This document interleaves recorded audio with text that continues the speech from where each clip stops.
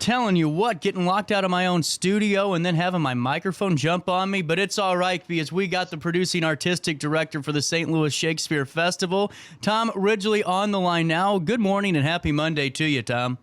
Happy Monday to you. Thanks for having me. So this is really cool. I was learning a little bit more about this through James, about the Tempest, and this is really a wonderful opportunity. We have a couple of more dates left to go see this, but Tom, so far since the 30th of July, how's everything been? Well, it's been great. I mean, we lucked out with some beautiful weather this past week, but we've just had record-breaking crowds at all of the different parks that we've been going to. So we've been having a great time. So fill me in, if you could, on what the Tempest is all about. Sure. Yeah. Well, it's Shakespeare's last play, and he kind of threw in a little bit of everything into this one. So there's romance, there's some drunken idiots clowning around, there's political intrigue, and there's magic and spirits and sort of everything from all of his plays he sort of threw into this last one. But we've got some beautiful like big and small and medium-sized puppets that are doing a lot of the supernatural stuff in this play, so it's very spectacular. That's really cool. And, take me through that first day on July 30th. Did you guys know right off the bat that, hey, we got something good to run until the 25th of August? Yeah, well, it was cool. It was, the show's called The Tempest, and there was a storm of brewing that night. It was actually raining at showtime. But we had to hold for maybe about half an hour, and then the skies cleared up, and we were able to do it. Ended up being a perfect night. It cooled everything off for us, and yeah, we had a standing room only audience. People loved it, and we were off and running. Well, and Tom, if you could, take me through some of the experiences that the audience could have with this show. Is this a show that's perfect for all ages? It really is. The idea is that if Shakespeare was something you just read in high school, it's a little bit boring or intimidating, this is for you, because we've cut it down to 90 minutes, so it's short and fast. It starts off with what we call a living study guide. So the actors come out at the beginning, they introduce themselves, they give you a little synopsis of the play, a little sample of language to get your ears all warmed up, and then they dive in and they do it, and it's fast and it's funny and it's lively and it's early, so you can be home by a little after 8. And it's in your neighborhood, so it's close and easy to get to. You don't have to drive or worry about parking. So that's the idea. Make it easy for families and everybody to enjoy. Well, and that's what I think so cool about this. And, it would be, especially if I was in your position, is just going through it and going to see those 24 parks that span across Missouri and Illinois, of course, until the 25th of August. And, Tom, I got to ask you, has there been a park that's been the most beautiful in your opinion, that's kind of maybe even been a sleeper that you didn't think would be that nice of a park? Because, man, we got some beautiful parks in this region. You really do. I mean, we were out at Frank Holden Park in East St. Louis a week ago Sunday. Beautiful spot on the lake there. That was gorgeous. Honestly, City Park in Edwardsville has been our biggest crowd almost every year. They've got that perfect amphitheater there, just a gorgeous spot. You feel like you're right there in the center of town. So that's a beautiful spot, always a highlight. And on Tuesday, we're going to be in Brussels, Illinois, which is, a small town, but it's just a beautiful drive to get out there. And we were right there by the church, and people come out and love it. So, yeah, it's hard to pick, but there's a lot of good ones, like you said. Do you got to take the ferry to get to Brussels where you're at?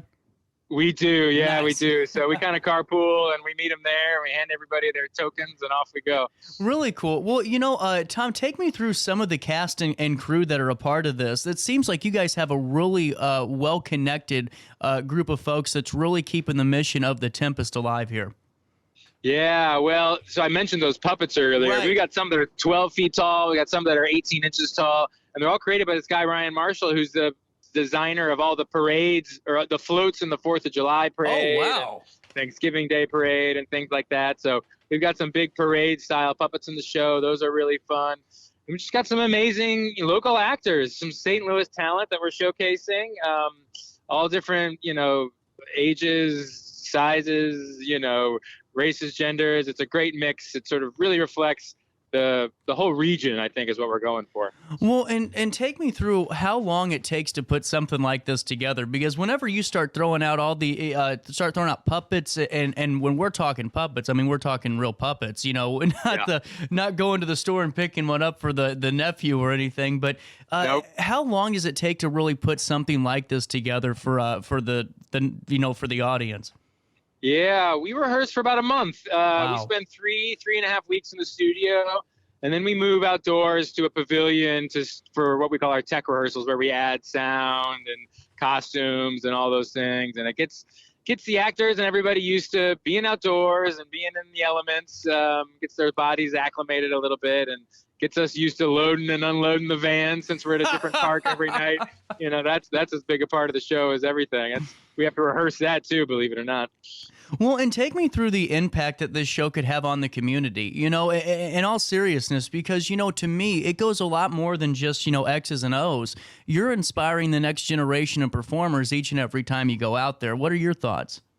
We really hope so. We watch young people get excited, and their eyes light up, and they really, lock in when those puppets come out. And yeah, we hope we inspire them, maybe to be performers, or just to sort of, be inspired by the beauty of these stories, which have stood the test of time for 400 years. And, I'll never forget the first year we did the tour, we went out to Collinsville, actually. We were talking to the people there who ran that park, and they looked at us and they said, "You mean we get our very own Shakespeare in the park?" And we said, "Yeah, that's right, you do." So I think it's just the pride that folks feel that, that something cool is happening in their neighborhood and their park is as much about it as anything for us. Well, and for all the folks that are watching the show today or watching it on demand this afternoon or later on down the week, you guys have a couple of days to mark it on your calendar. Tuesday, August the 13th, which is tomorrow, you can stop by Brussels and head over to Heritage Park, where you can see the Tempest, or just wait if you're around here locally until the 16th of August.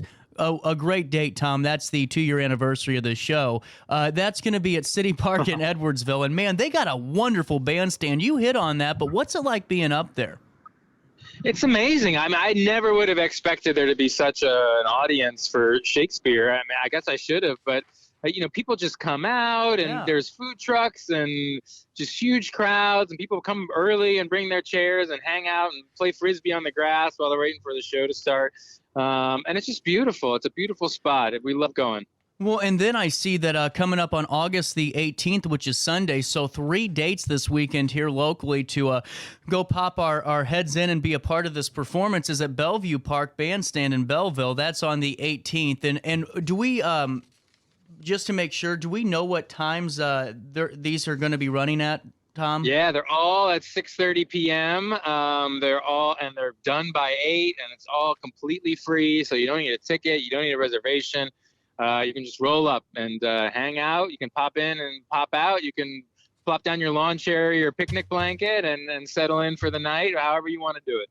I love it. And what I think's really cool, too, is that word you just said, free, because, the more we can make opportunities, especially like this, seeing the Tempest free for families to come out and be a part of, I really hope that gets them more connected with the arts. We have a wonderful little theater here in Alton that we support dearly, and there's so many other places like that. And I think the opportunities we have to support the St. Louis Shakespeare Festival and the summer tour, it really adds on to that the need really for celebrating the arts. What are your thoughts there, Tom?